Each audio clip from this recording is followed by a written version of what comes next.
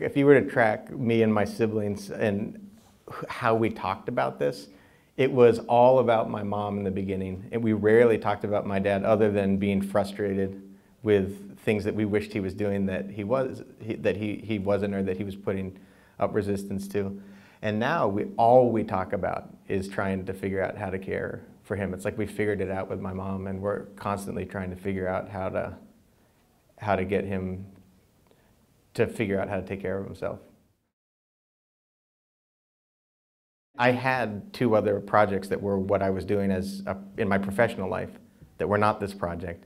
And I continued to work on those through this project, but as my mom started talking more openly about what was happening with her, and we started talking about what it would be like to have this project be a public project. It didn't happen like one day. It was actually like a series of many hours of filming together with my mom, looking at it by myself, being very moved by some of the things that she was saying, starting to evolve the way I was thinking about the project. So it was a process of filming this and starting to evolve my thinking process about what we could do. And then honestly, my mother, her relationship to the camera and what she started talking about evolved too. It started very much just talking about Marian. And you saw some of this that was very fun, that whole once upon a time thing. That was a really, I don't know if there's any psychologists or psychiatrists in the room, but I know with a lot of child therapy, they do puppet play and stuff. It's like she was like tiptoeing into talking about some of the more difficult emotional experiences in her life. So that story ranges from her parents' divorce to meeting my dad.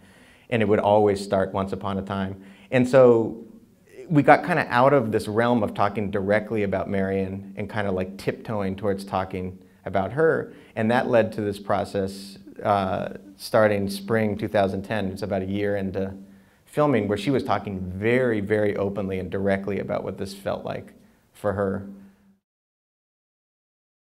I feel like this film really captures that period, what it feels like when someone is giving up their freedoms and living independently, and that was just really traumatizing for her, and then of course everyone who was trying to care for her.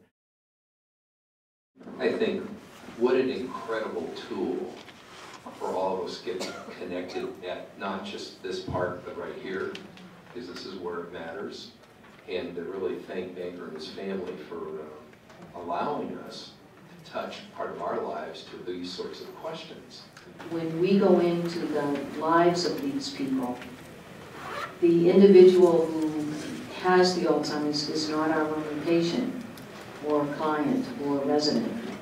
Everybody who's connected to that person is under our care. So it's very important to be in tune to what adult children are going through, what spouses are going through. And again, having a history of their life is so helpful in how we can approach care for them.